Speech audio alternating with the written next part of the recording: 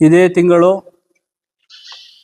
ಸ್ವತಂತ್ರ ದಿನಾಚರಣೆ ಹಾಗೂ ಶ್ರೀಕೃಷ್ಣ ಜನ್ಮಾಷ್ಟಮಿ ಪ್ರಯುಕ್ತ ಇದೇ ತಿಂಗಳು 12ನೇ ತಾರೀಕು ಇದೇ ಅಂಡಿಗ್ನಾಲ ಕೆ.ವಿ. ಭವನದಲ್ಲಿ ರಾಮಾಯಣ ಹಾಗೂ ಮಹಾಭಾರತ ಹಾಗೂ ಸ್ವತಂತ್ರ ಹೋರಾಟಗಾರರ ರಸಪ್ರಶ್ನೆಯನ್ನು ಶಿಡ್ಲಘಟ್ಟ ತಾಲೂಕಿನ ಪ್ರೌಢಶಾಲೆ ವಿದ್ಯಾರ್ಥಿಗಳು 8, 9 ಹಾಗೂ 10ನೇ ತರಗತಿ ವಿದ್ಯಾರ್ಥಿಗಳಿಗೆ ಶಾಲೆಯಿಂದ ಇಬ್ಬರಂಗೆ ನಾವು ಸೂಚಿಸಿದ್ದು, ಈಗ ಸದ್ಯಕ್ಕೆ ಒಂದು 30 ಶಾಲೆಗಳು ಈ ಕಾರ್ಯಕ್ರಮದಲ್ಲಿ ಪಾಲ್ಗೊಳ್ಳಲು ಇಚ್ಛಿಸಿದ್ದು, ಇದೇ ತಿಂಗಳು 12ನೇ ತಾರೀಕು ಇದೇ ಕೆ.ವಿ. ಭವನದಲ್ಲಿ ಕಾರ್ಯಕ್ರಮ ನಡೆಯುತ್ತಿದೆ.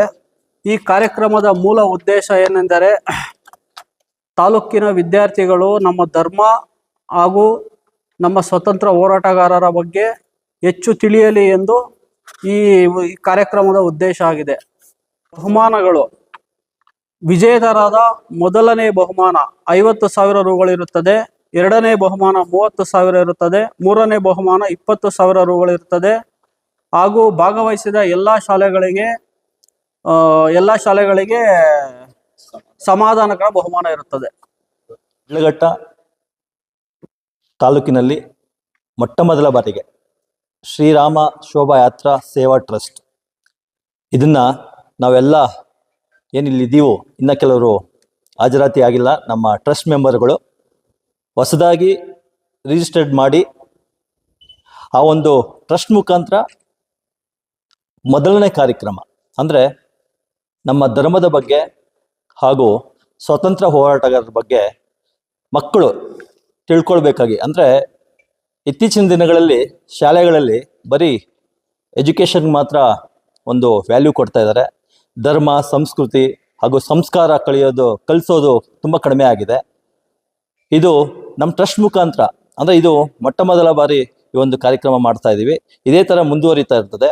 ಏನು ಈ ತಿಂಗಳು ದಿನಾಂಕ 12ನೇ ತಾರೀಕು ರಾಮಾಯಣ, ಮಹಾಭಾರತ ಹಾಗೂ ಫ್ರೀಡಮ್ ಫೈಟರ್ಸ್ ಸ್ವತಂತ್ರ ಹೋರಾಟಗಾರದ್ದು ಏನು ಇವತ್ತು ನಾವು ರಸಪ್ರಶ್ನೆ ಕಾರ್ಯಕ್ರಮ ಮಾಡಬೇಕು ಅಂತೇಳಿ ನಾವು ಟ್ರಸ್ಟ್ ಕಾರ್ಯಕರ್ತರು ಏನಿದ್ದೀವೋ ಎಲ್ಲ ಒಟ್ಟಾಗಿ ಸೇರಿ ಈ ಕಾರ್ಯಕ್ರಮವನ್ನು, ಮೊದಲನೇ ಕಾರ್ಯಕ್ರಮವನ್ನು ಶಿಡ್ಲಘಟ್ಟ ತಾಲೂಕಲ್ಲಿ ಕೆ.ವಿ. ಭವನದಲ್ಲಿ ಇದೇ ಒಂದು ಕಲ್ಯಾಣ ಮಂಟಪದಲ್ಲಿ ಮಾಡ್ತಾ ಇದ್ದೀವಿ.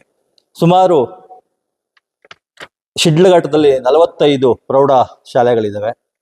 ನಾವು ಎಲ್ಲರೂ ಸಮನಾಗಿ ಎಲ್ಲ ಶಾಲೆಗಳಿಗೆ ಹೋಗಿ ವಿಸಿಟ್ ಮಾಡಿ, ಒಂದು ಶಾಲೆಯಲ್ಲಿ 8, 9 ಮತ್ತು 10ನೇ ಕ್ಲಾಸ್ ಮಕ್ಕಳು ಒಂದು ಶಾಲೆಯಿಂದ 2 ಕಾರ್ಯಕ್ರಮಕ್ಕೆ, ರಸಪ್ರಶ್ನೆ ಕಾರ್ಯಕ್ರಮಕ್ಕೆ ಭಾಗವಹಿಸಿ, ಅದರಲ್ಲಿ ನಾವು ಏನು ಅವತ್ತು ಕಾರ್ಯಕ್ರಮವನ್ನು ಮಾಡ್ತೀವಿ ಕೂತ್ಕೊಂಡು ಅದರಲ್ಲಿ ಮಕ್ಕಳು ತಿಳ್ಕೊಂಡು ಮತ್ತು ಅವ್ರಿಗೆ ಅನುಕೂಲ ಆಗಲಿ ಅಂತೇಳಿ ನಮ್ಮ ಟ್ರಸ್ಟ್ ವತಿಯಿಂದ ಮೊದಲನೇ ಬಹುಮಾನ 50,000 ಇಲ್ಲಿ ಮಡಗಿದ್ದೀವಿ. ಎರಡನೇ ಬಹುಮಾನ 30,000 ಹಾಗೂ ಮೂರನೇ ಬಹುಮಾನ 25,000. ಹಾಗೆ ಬಂದಂಥ ಎಲ್ಲ ನಮ್ಮ ವಿದ್ಯಾರ್ಥಿಗಳಿಗೆ ಸಮಾನಕರವಾದಂಥ ಬಹುಮಾನಗಳು ಕೊಡಬೇಕಂತೇಳಿ ನಾವೆಲ್ಲ ನಮ್ಮ ಟ್ರಸ್ಟ್ ಮೆಂಬರ್ಗಳು ಇದರಲ್ಲಿ ತೀರ್ಮಾನ ಮಾಡಿದ್ದೇವೆ.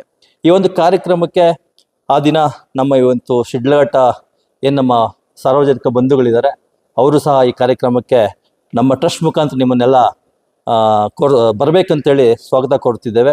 ಹಾಗೆಯೇ ಈ ಒಂದು ಕಾರ್ಯಕ್ರಮ ಪ್ರೈಸ್ ಡಿಸ್ಟ್ರಿಬ್ಯೂಟ್, ಅಂದರೆ ಯಾರು ವಿಜೇತರಾಗಿರ್ತಾರೋ ಆ ಮಕ್ಕಳಿಗೆ ಪ್ರೈಸ್ ಡಿಸ್ಟ್ರಿಬ್ಯೂಟ್ ಮಾಡೋದಕ್ಕೆ ನಮ್ಮ ತಾಲೂಕಲ್ಲಿ ತಹಸೀಲ್ದಾರ್ ಅವ್ರನ್ನೂ ಸಹ ಇನ್ವೈಟ್ ಮಾಡಿದ್ದೀವಿ. ಹಾಗೆ ನಮ್ಮ BO, ನಮ್ಮ ಶಿಕ್ಷಣ ಕ್ಷೇತ್ರ BO ಅನ್ನು ಇನ್ವೈಟ್ ಮಾಡಿದ್ದೀವಿ. ಹಾಗೆ ನಮ್ಮ ಸರ್ಕಲ್ ಶ್ರೀನಿವಾಸ್ ಜಿ ಅವ್ರನ್ನೂ ಸಹ ಇನ್ವೈಟ್ ಮಾಡಿದ್ದೀವಿ. ಹಾಗೆ ಇನ್ನು ಪ್ರಮುಖ ನಮ್ಮ ಇವರು ಕಾರ್ಯಕ್ರಮಕ್ಕೆ ಸಬ್ ಇನ್ಸ್ಪೆಕ್ಟರ್ ಮತ್ತು ಇನ್ಸ್ಪೆಕ್ಟರ್ಗಳೆಲ್ಲ ಬರ್ತಾ ಇದ್ದಾರೆ. ಹಾಗೆ ನಮ್ಮ ಶಿಡ್ಲಘಟ್ಟ ಸಾರ್ವಜನಿಕ ಬಂಧುಗಳಿಗೆ ನಾವೇನು ಇದರಿಂದ ವಿಚಾರ ಮೂಡಿಸ್ತಾ ಇದ್ದೀವಿ ಅಂತಂದರೆ, ಸಂಸ್ಕಾರ, ಧರ್ಮ ಇವು ಇಲ್ದ ಮೇಲೆ ನೀವೆಷ್ಟೇ ಎಜುಕೇಷನ್ ಕೊಡ್ಸಿದ್ರು ಮಕ್ಕಳಿಗೆ ಅದು ಪ್ರಯೋಜನ ಆಗಲ್ಲ.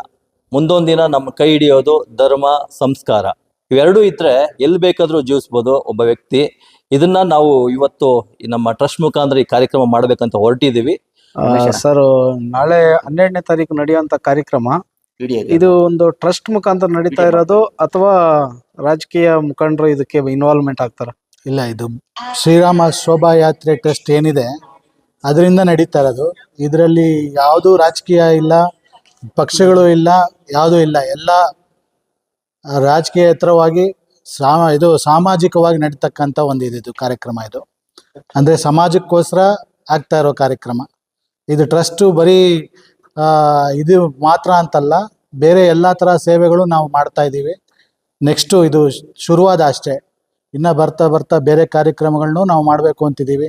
ಅದು ಪ್ರಕೃತಿ ಇದಿರ್ಬೋದು, ಬೇರೆ ವಿದ್ಯೆದಿರ್ಬೋದು, ಬೇರೆ ಬೇರೆ ಥರ ಜನಕ್ಕೆ ಉಪಯೋಗ ಆಗುವಂಥದ್ದು ಕಾರ್ಯಕ್ರಮಗಳು ಮಾಡಬೇಕು ಅಂತ ನಮ್ಮ ಉದ್ದೇಶ. ಜೊತೆಯಲ್ಲಿ ಧರ್ಮ ಉಳಿಸುವಂಥದ್ದು, ರಾಜಕೀಯದ ಇದರಲ್ಲಿ ಯಾವುದು ಇನ್ವಾಲ್ವ್ಮೆಂಟ್ ಇರಲ್ಲ.